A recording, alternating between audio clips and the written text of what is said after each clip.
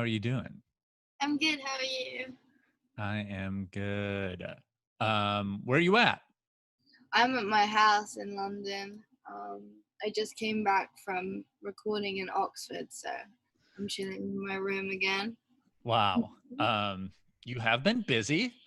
Uh, last Yeah, time, last time you were in Milwaukee, it was like your second day on tour, and I wanted to do some like catch up from then. yeah. Because last time it was like your second day, you had not met Stephen Malkmus, and I wanted you met him like 2 or 3 days later. How was that? What was it like? Dude, it was so sick.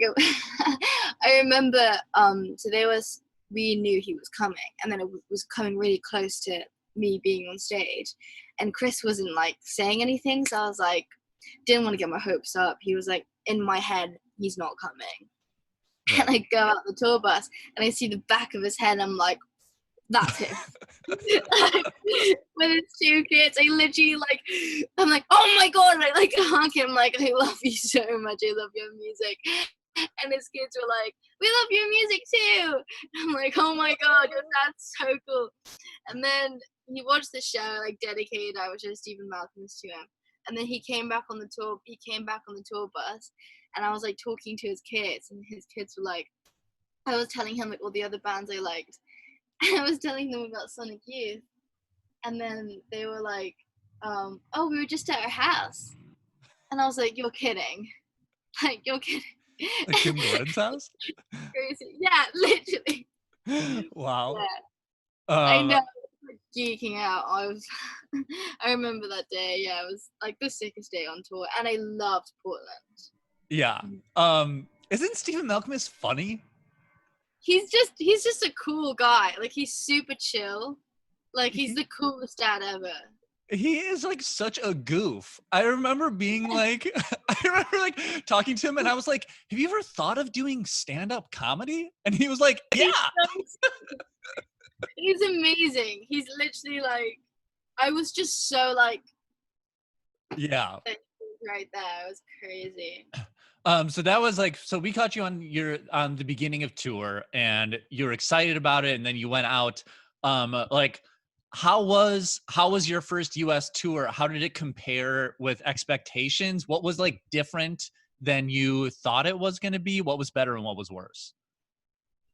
I guess like it was strange because I only had played live a few times, and I look back at the videos of me on stage, and I just like stand completely still, and I just have no like stage presence at all. I'm like so scared on stage, and I think that's, I guess, obviously haven't like developed my like stage presence to like its full form, but I think I've improved from that point. I think I was just like super scared about playing, and like um doing live shows was like super new to me, and I was very kind of I was just like a scared girl who didn't do any of this before. And the crowds were super nice.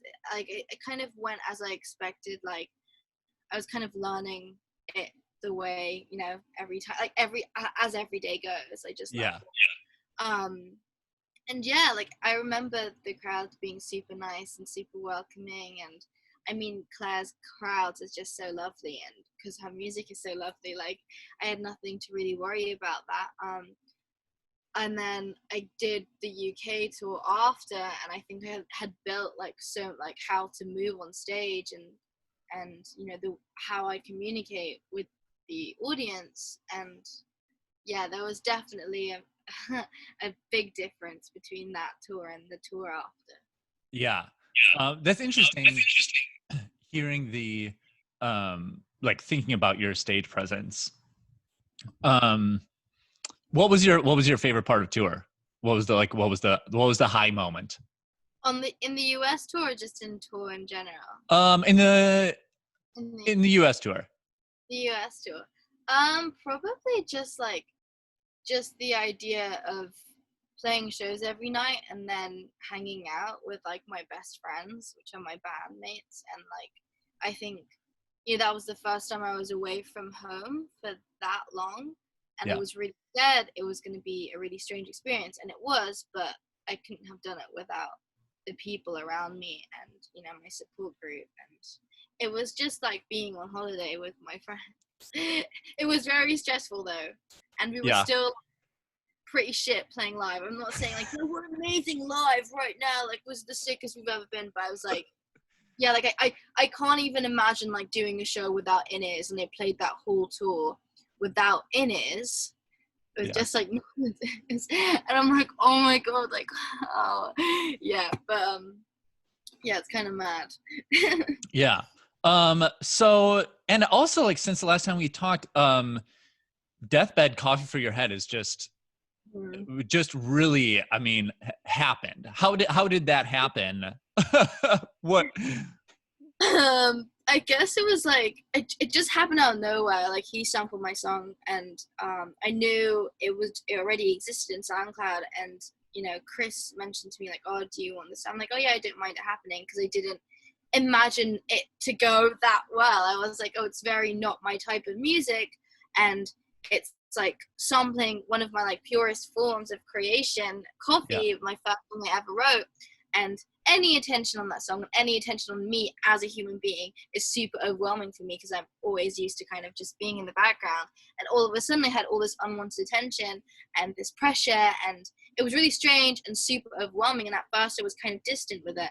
And now I've come to, you know, understand it and appreciate everything that's happened because of that, and the opportunities that song has given me and Pofu.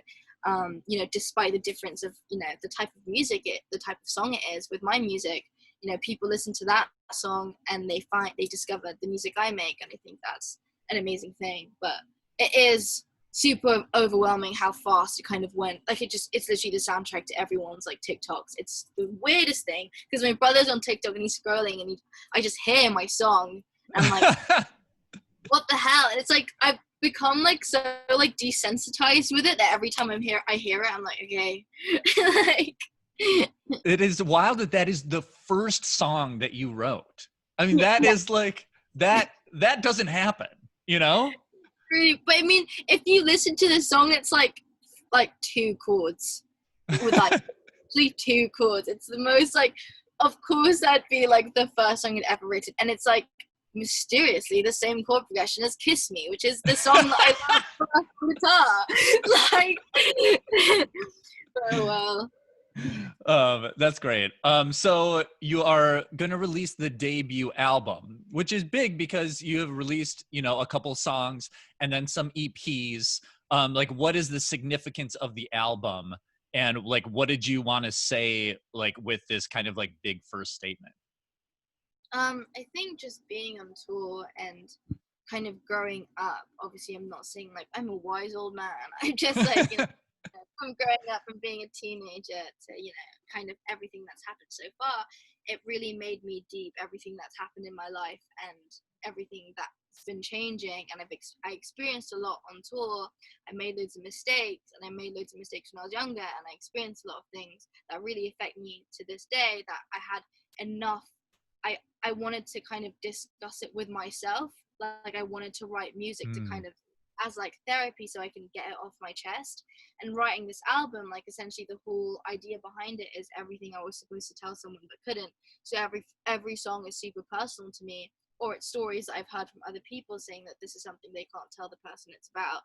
And yeah, I just thought it was time to really, I was getting much more comfortable with playing guitar and comfortable with myself. And you know, there were times where like there'd be situations that happen on tour, and I'd write a song about it, and I'm terrified about putting these songs out because I know there's going to be people messaging me and saying, this song's about me, isn't it? And I'm like, oh, but yeah, I'm like, I guess, you know, and sonically I feel like you know, I wanna stick to that feeling of nostalgicness that my music creates. And that I became more sure of that because I discovered so much more music, and I guess discovered much more many more tunings I made when I was bored. And have the Sonic Youth book which has every single one of their tunings in. So I was like, you know what, I I can write an album now. Yeah. Great. Um, uh, you did a songwriting workshop yesterday that I wasn't able to go to. What what is what was like the big, like, I feel like when you do one of those, you, or like something like that, you kind of like realize it, like once you say it out loud, it like puts it in your mind. What was Mhm. kind of like the central message that you had there for people that weren't like able to go? I think it was just the idea of being confident in your work, and there was a lot of questions saying, I can't finish a song, I can't, like, I always go off a song, or it's just like always just caring about what other people think of their music. And I'm like, that's what's limiting you from creating a song that you love and you're confident about, because you constantly think about what other people are going to think about it. And, essentially, it's for you. That song is for you. Who gives a shit who listens to it? You put the song out and don't expect anything of it, but do it because you want to do it and you're passionate about music. And that Mhm. was kind of the message I was kind of saying a lot during the whole thing. It was that, and just a lot of tuning questions. Tuning seems to be a big issue in your life, or a thing that's going on right now. Yeah, because I cannot play, like, I am not amazing at guitar, and I feel like, oh, you know what's easy? If I tune my guitar like a really nice sound and I just use one finger, sick, my career done. Like, I can do that. And it's so helpful, you can find so many pretty melodies and, amazing sounds when you like kind of experiment with that realm. But at the end of the day, it's just a little cheat, isn't it? I love that. Okay, I would like to end the on-air segment by playing a song, and like somebody else's song. And so I want to know, like, what is the last song that you really fell in love with? Oh my god, there's literally like 2 days ago, and it's been on repeat. Yes. I love the song. It's called "One with the Freaks" by The Knot Twist, Okay. I and am it's vaguely familiar with this band. What do you know about the band? How did you find the song, and why do you love it? basically Matty sent me the album that song is on. I'm gonna try find what the album is called, but I listened to the whole album throughout, and I was really stoned, and I was in an Uber back from, like, I don't know, I think back from Oxford, and I was like, all right, let me listen to this whole album. And I was honestly like in awe. I was like, this is like what I want to make. When you just listen to something like, damn, I wish I thought about that first. Yeah. That's crazy. It's like a mixture of like electronic and like grunge rock, and it's like super minimal at the same time, and the chords are so like, are so open and fresh. And yeah, no, I just think, yeah, Matty showed me that band, and I think they're amazing, and that album specifically is, I remember listening to them for the first time and feeling like you were saying, like, you want to like have that nostalgic sound. I remember listening to that and like being yeah, nostalgic for it as it was happening, and being like, yeah, man, they really like just yeah, captured something that is like old and new at the same time. It's so good. yeah. Yeah, Yeah. literally, it's like oddly kind of like future at the same time. Yeah, they're awesome, and Great. I mean, yeah, they're just so good. And what is the name of the song? One with the Freaks. One with That, the Freaks. Great. yeah, just drop. When the drop comes in, it's like, yeah. Okay, and that is our time. So thank you for making more time for us and for doing this. And we've got Care in heavy rotation. Literally day one, I was like, I'm putting this in heavy like the second it comes out. And so Thank we're you so playing. much. That means a Yep. lot. That means a lot to me. Thank you. So thank you. Can't wait to listen to the full album, and keep doing your thing. You have a good rest of the day. You too.